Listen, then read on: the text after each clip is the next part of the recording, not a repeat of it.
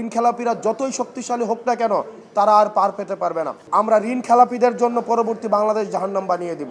এটার মধ্য দিয়ে পুরো বাংলাদেশ এটা বার্তা পেয়েছে, যদি আপনি ন্যায়ের পথে থাকেন, আপনি আইনের পথে থাকেন, ব্যাংক ডাকাত এবং ঋণ খেলাপিরা যতই শক্তিশালী হোক না কেন দিন শেষে বাংলাদেশ এবং জনগণের বিজয় হবে। আপনি দেখেন, একটা মানুষ 130 কোটি টাকারও বেশি হচ্ছে ঋণ খেলাপি। 2004-05-এ 130 কোটি টাকারও বেশি ঋণ নিয়ে সে 2026 সালে এসেছে, সে ঋণ পরিশোধ করে নাই। সে বারবার আপনার হাইকোর্টকে ব্যবহার করে নির্বাচনী বৈতরণী পার হওয়ার চেষ্টা করে।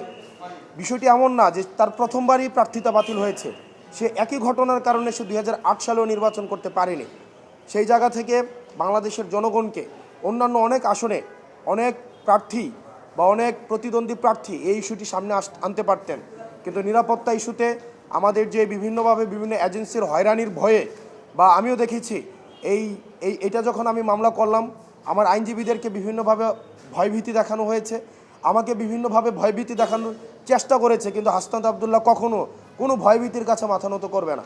আমাদের এই যে লড়াইটা ছিল, এই লড়াইটা হচ্ছে এই ব্যাংক ডাকাতরা যারা লক্ষ লক্ষ কোটি টাকা বিদেশে পাচার করেছে, দেশের টাকা মেরে দিয়ে যারা জনগণের সেবা করতে আসে শুধুমাত্র নির্বাচনের সিজনে, তাদের কাছে আজকে একটি স্পষ্ট বার্তা গিয়েছে যে বাংলাদেশের জনগণ এখন জেগে উঠেছে, তারা সচেতন হয়েছে।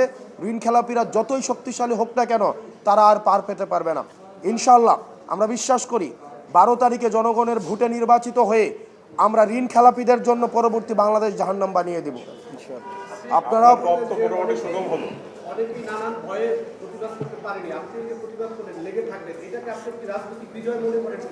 এটা সারা বাংলাদেশের মানুষের বিজয় এবং বাংলাদেশের মানুষের কাছে একটি বার্তা, আপনার পথ যদি ন্যায়ের হয়, পথ যদি আইনগত হয়, পথটা যত লড়াইয়ের হোক না কেন, সংগ্রামীর হোক না কেন, কঠিন হোক না কেন, দিন শেষে আপনার বিজয়ী হবেই। তবে সেক্ষেত্রে আপনাকে ধরে থাকতে হবে। আর আপনারা আমার ওই আসনে আরও 4 জন প্রার্থী রয়েছে এবং আপনি দেখেন এটা খুব সহজ একটা প্রক্রিয়া। আপনি নির্বাচনে অংশগ্রহণ করতে হলে এটা পরীক্ষার মতো, আপনাকে টেস্টে পাস করতে হবে, আপনার ফর্ম ফিল আপের টাকা দিতে হবে। আপনি টেস্টে পাস না করেন, ফর্ম ফিল আপের টাকা না দেন, আপনার তো পরীক্ষার মধ্যে তো আপনাকে আহ্বান করা হবে না। তো সেই জায়গা থেকে অনেকেই ভাবছে যে ওনাকে হয়তো এটা খুব সিম্পল হয়েছে, উনি 11 বিষয়ে ফেল করেছে, উনি হচ্ছে ফর্ম ফিল আপের টাকা দিতে পারে নাই। আমি শুধুমাত্র এই জিনিসটাই হচ্ছে নির্বাচন কমিশনকে দেখিয়ে দিয়েছি যে উনি টেস্টে ফেল করেছে, ফর্ম ফিল আপ যথাসময়ে করতে পারে নাই। এখন এই কারণে ওনার প্রার্থিতা হচ্ছে আজকে এই যে মহামান্য হাইকোর্টের রায়ে আজকে এই জায়গায় এসে আপিল বিভাগের রায়ে আজকে এই জায়গায় এসে পৌঁছেছে।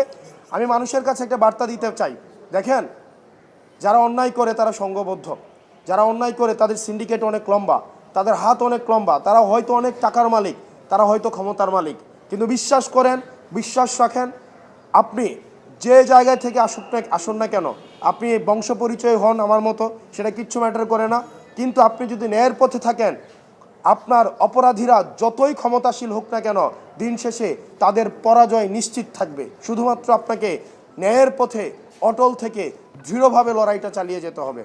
সারা বাংলাদেশের মানুষকে এই আহ্বানটা জানাবো, ঋণ খেলাপি, ব্যাংক ডাকাত, দুর্নীতিবাজ, চাঁদাবাজদের জন্য আমরা পরবর্তী বাংলাদেশ জাহান্নাম বানিয়ে দেব।